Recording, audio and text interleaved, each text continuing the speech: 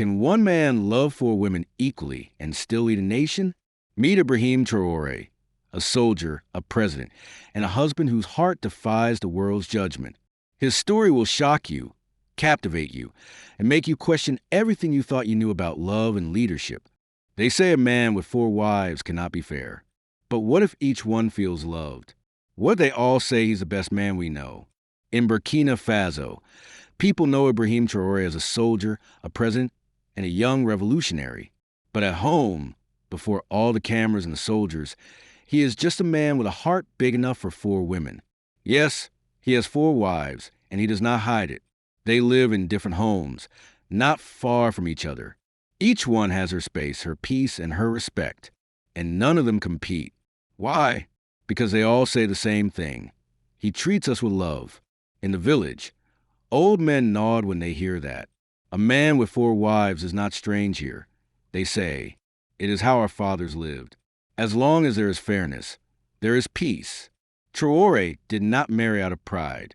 He married with purpose. Each woman came into his life at a different time. One he met before he was a soldier. One helped him during a hard time. One is a mother of his child. And one, he says, made me laugh again. He has two children, each from a different wife. And even the children play together like true siblings. There's no war in that family, only balance. In the evening, when he finishes meetings and speeches, he often sits outside under a tree. One wife brings tea, another joins with the children. He listens. He smiles. He does not bark orders at home. He rests like a father should. And yet, even though his home is peaceful, far away, trouble is growing. Because in some places, especially in the West, people are watching with judgment, and soon their words will come like a storm. But Traoré, even with his four wives, does not fear storms. He just prepares his roof. The news reached Europe faster than the wind. One Western journalist, sitting at a press conference in Ouagadougou, stood up and asked loudly in front of the world, "Mr. President, how can you speak of modern leadership when you have four wives?" The room fell silent. Even some African journalists looked around, unsure what would happen. But Traoré didn't frown. He didn't raise his voice. He simply leaned forward and answered, "Because I love them and they love me." That simple answer confused the journalist. She pressed again, "But this is not fair to women. This is not what democracy looks like." Traoré replied calmly, "Then maybe you don't know our way. In your country, you choose your family your way. In my country, we choose our family our way." The next day, Western media exploded. One headline said, "Dictator with four wives, should he be arrested?" Another said, "African feminists must speak out against Traoré." Many in the West could not understand how a young president could speak of justice and still have four wives.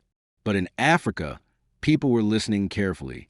In Mali, a farmer said on the radio, he gives them love and respect. That is more than many men with one wife can do. In Ghana, a woman wrote on Facebook, "Leave him alone. We know worse men who are praised in your countries." Traoré is doing good for his people. But the noise from the West kept growing. Some women's groups in Europe called him a danger to women's rights. One group even wrote a letter demanding the African Union remove him. Still, Traoré stayed quiet. He spent more time with his family. He took one wife to visit a school. He sat with another to plant trees in a village. Every camera trying to catch something wrong saw only love. Because while the world tried to find scandal, his wives were preparing their answer. And when they spoke, the world listened. It began with a video, short, simple, filmed on a phone, but it shook the internet. One of Traoré's wives, Awa, stood outside her home in a plain dress. No makeup, no bodyguards, just her and her voice. She said, "People in other countries say I am oppressed, but they don't know me. They don't know how he treats me. My husband listens to me. When I speak, he hears. When I fall sick, he holds my hand. When I want to start something, he supports me. That's not oppression, that's love." Within hours, the video was shared across Africa. Then the second wife, Miriam, posted a message too. "We are not locked in cages. We go to school. We run businesses. We laugh. We cook. We dance. You think we are sad? Look again. I chose this life and I chose him. One by one, the other wives joined in. Fatima spoke about how he helped her open a small clinic. Salamata shared a photo of him reading to their daughter at night. They didn't shout. They didn't argue. They just told the truth. And that truth spoke louder than all the headlines. Even African feminists who had questions now paused. Some said, maybe the issue is not how many wives, but how they're treated. A respected journalist from South Africa wrote, we must be careful not to judge African families using only European eyes. Let's ask, are the women safe? Are they happy? If the answer is yes, then let's learn, not attack. But still, some voices from abroad were angry. One American commentator said, this man is dangerous. He's sending the wrong message to the world. Yet back in Burkina Faso, a woman in the market smiled and replied to the radio, if love is dangerous, maybe the world needs more danger. And deep inside his home, Ibrahim Traoré sat quietly with his family. He said little. He watched the world argue, but he knew his truth was not in headlines. It was in the eyes of his wives. In the heart of Ouagadougou, life continued as normal. Markets opened, children played, and the sun kept rising. But everywhere, people were talking not just about politics, but about love, respect, and what it means to build a home. Inside the palace, Traoré walked through the garden with his youngest wife. She laughed as she told him a story about one of the children falling into a basin of water. He smiled, not as a president, but as a husband. A local reporter was allowed to spend one day with the family, not for politics, but to understand the man behind the uniform. She wrote later, there is no shouting, no servants running behind, just a man and 4 women who speak freely, eat together, and care for one another like a team. Still, the Western media kept calling it strange, backward, or harmful. And so, Traoré did what no one expected. He invited one of his biggest critics, a well-known French reporter, to visit and see with her own eyes. She came with her camera, ready to find drama.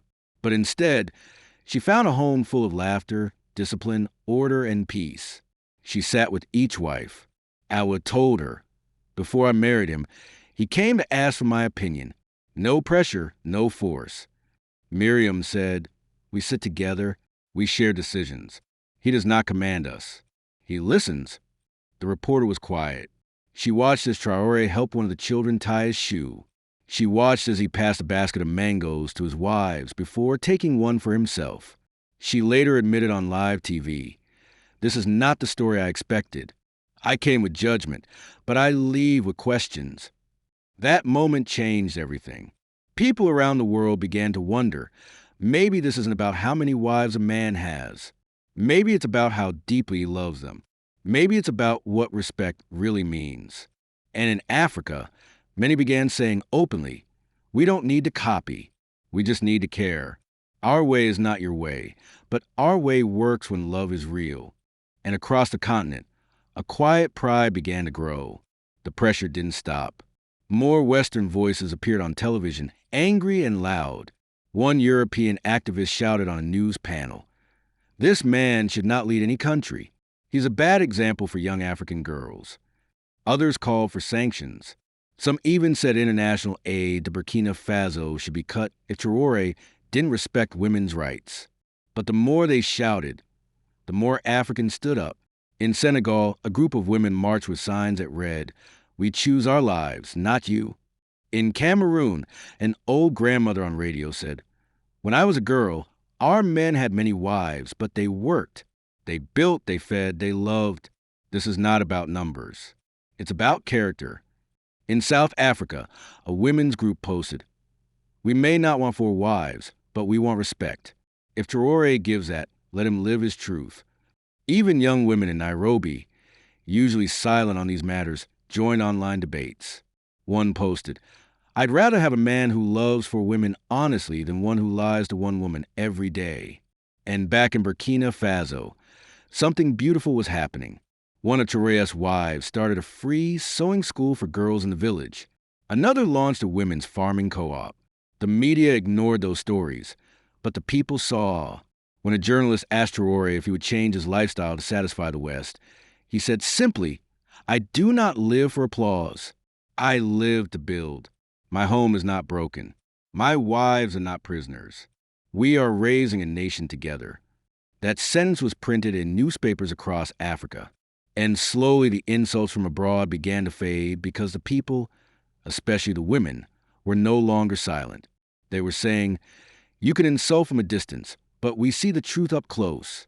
We don't want your perfection. We want our peace. Let's define our love in our own words." And so the world began to listen. Maybe not with agreement, but with respect. Weeks passed. The noise began to calm. The media storms quieted. The angry panels grew tired. Western reporters moved on to new stories. But in Africa, the echo of the truth remained. Across Burkina Faso, something powerful had grown. People were not just defending Traoré's private life. They were defending their right to live proudly in their own way without shame, without needing foreign approval. In schools, teachers talk with students not only about politics, but about culture, choice, and dignity. One teacher in Bobo de Lasso asked her class, "Is love always one shape?" And a young girl replied, "No, madam. Love is respect. And I see it in my mother and father, even if my father has 2 wives." In villages, elders felt stronger. Their traditions were not being erased. They were being understood.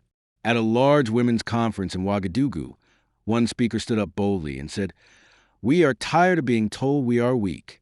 We are not broken women because we choose differently. We are not less because we are African wives." Traoré does not shame us.